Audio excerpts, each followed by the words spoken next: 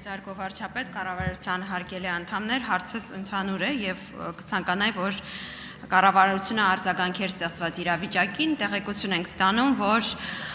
այժմ դատարանում եւ որ քննվում է Սամվել Կարապետյանի կալանքի հարցը, մինի ցույց է տեղի ունենում եւ այդ ցույցի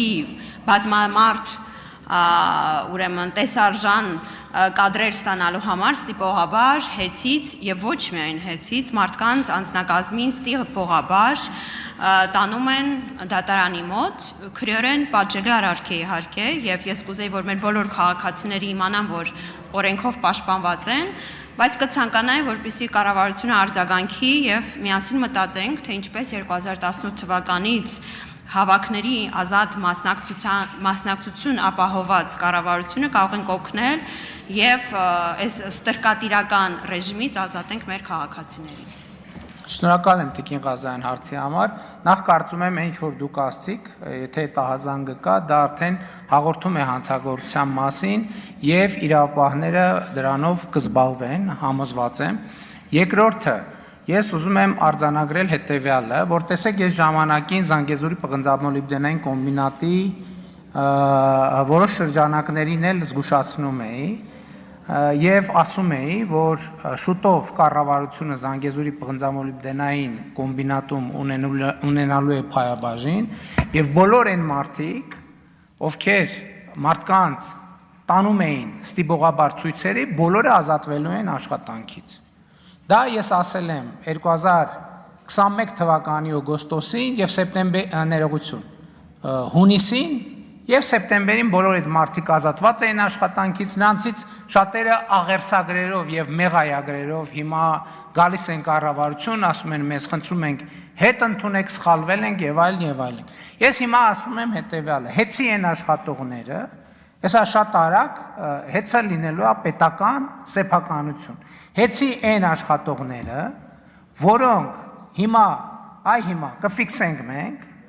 ովքեր այդ գործողությունը անում են եւ մարդկանց ստիպողաբար ցույց են բերում, տեսեք հետո բան չլինի, հետո չասեն վայ, բա գիտեք եւ այլն, բոլորը ազատվելու են աշխատանքի։ Այն ԶՊՄԿ-ի են բանի ուժեղ տղեկի նման, էլի ծնկաչոք գալու են մեր դռների դեմը կանգնեք, տեսեք, ոչ մեկը ոչ մեկին ներում չի լինելու, ոչ մեկին։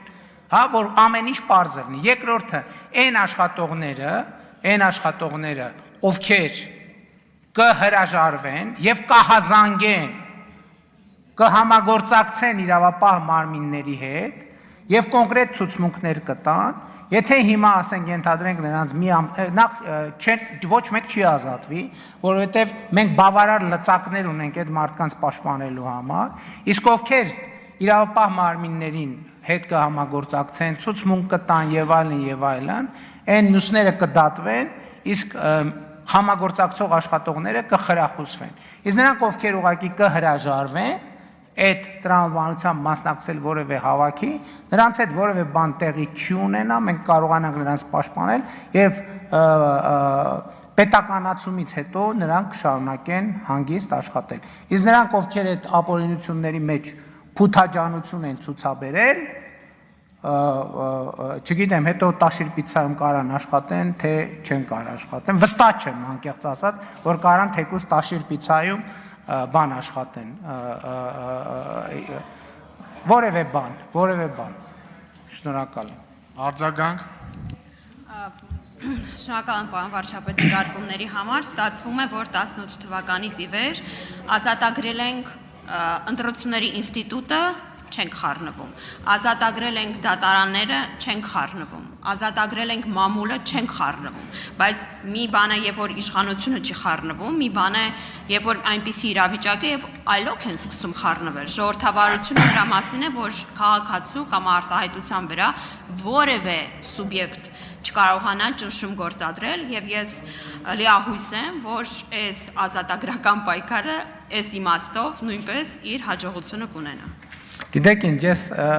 այդ որ ասում եք չենք խառնվում, այդ որ այս են դեպքն է, որ խառնվում ենք, չենք կարա չխառնվենք, որովհետև էլի եմ ասում, այն մարդիկ, ովքեր թքած ունեն հեծի վրա, մենք թքած չունենք հեծի վրա, որովհետև հեծը մեր